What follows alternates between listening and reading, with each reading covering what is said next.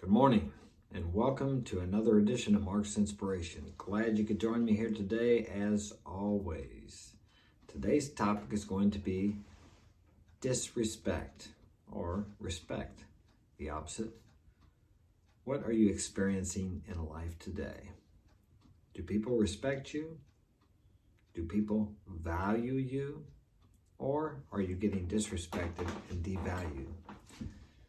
Someone once told me, we teach people how to treat us. So what that means is if you're being disrespected, you are disrespecting yourself first. If you are being devalued, you first have devalued yourself. You have not placed enough value upon yourself.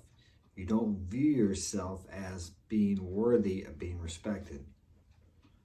If you did, when someone did start to disrespect you, you would call them out on it. Very important to not allow people to disrespect you.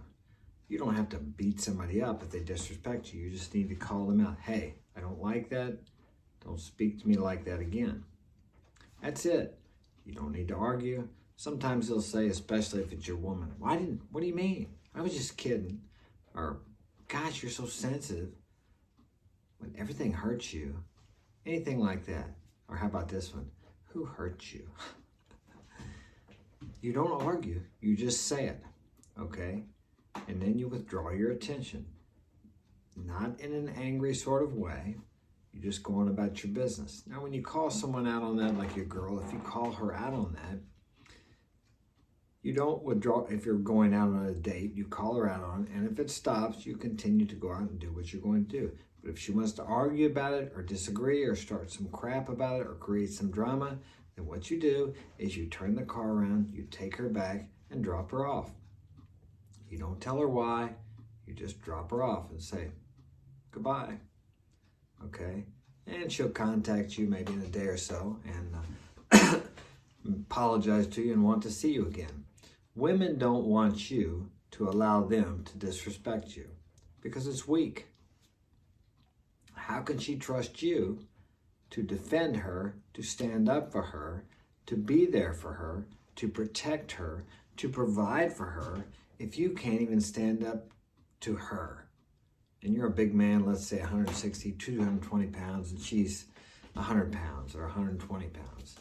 Usually, the man is bigger, stronger, physically, emotionally, stronger, more physically and emotionally than the woman is. So she's looking to you to be her mountain, her strength, her rock in times of emotional storms, in times of storms from the outside, the storms of life, which we all go through.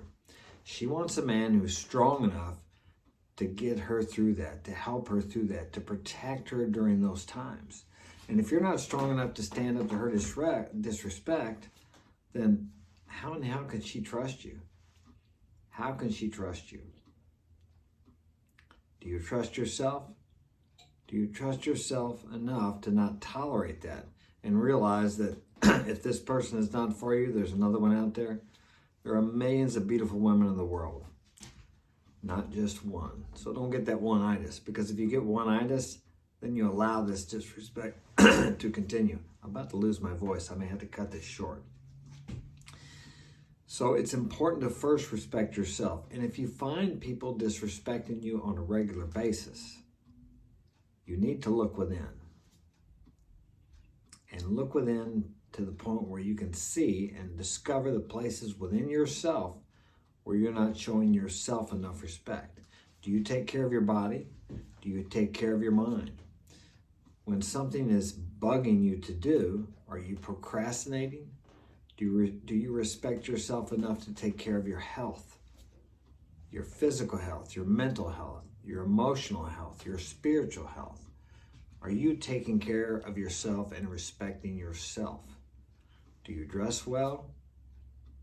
Do you take care of your car? Do you take care of your house? Do you take care of all the things that God has given you? Or the things that have been entrusted to you? We're really all just caretakers here. We really don't own anything. If you live in the U.S. and you think you own a lot of land, do you? You realize there's such a thing called eminent domain. where the government can actually take your land anytime they want it.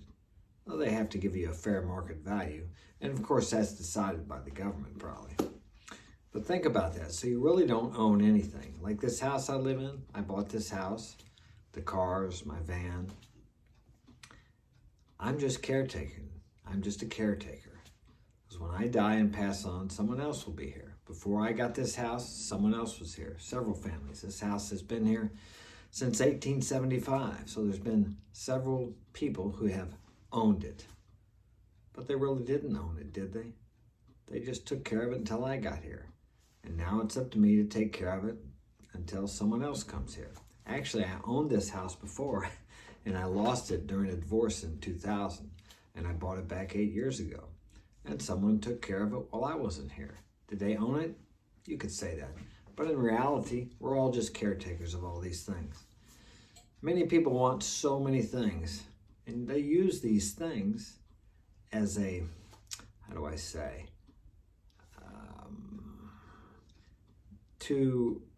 they think that if they have a lot of things or a lot of money or whatever it is, and I like money, nothing wrong with having a lot of money, that people will respect them. They use these as a, I can't think of what the word is, but instead of just being okay on the inside and respecting themselves, they feel like they have to have these things to show people that they're okay or that they're good enough or that they deserve the respect. And that has nothing to do with it. Self-respect comes from within. It doesn't come from owning things on the outside. Although if you value yourself and respect yourself, then your outer world will represent that.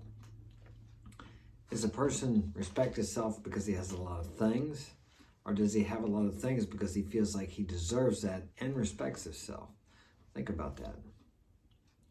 Everything a person acquires, he feels like he deserves that.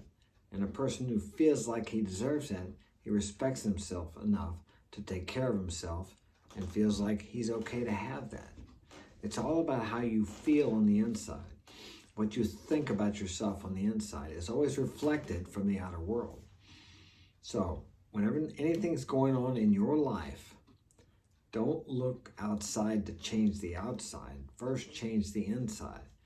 That's like looking in the mirror, and I don't like my hair. So I'm like touching the mirror, trying to fix my hair. What's the problem? My hair, I can't fix my hair. I'm trying to adjust my hair in the mirror.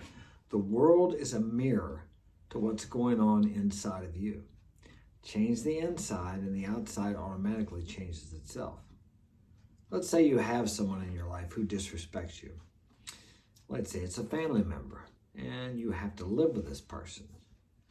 When you start to respect yourself and you change yourself, either this person will quit showing you disrespect or they will move out. It's a universal law. You cannot stop it. Now you say, Mark, that doesn't make sense. No, it doesn't make sense. But the outer world, as I said, is a reflection of your inner world. When you respect yourself, then other people have to respect you. I can't remember who said it. Some Indian mystic said, there can be no, maybe it's Lao Tzu, there can be no enemy without if there is no enemy within. And I will leave you with that. So think about yourself today. Think about respecting yourself. And if anybody disrespects you or devalues you or treats you as if you're nothing, look into your life and see how you first have treated yourself as you were nothing, or devalued yourself, or disrespected yourself. If you'd like to get my help personally, my website is marksinspiration.com. Share this with a friend, like and subscribe right now, and I will see you tomorrow.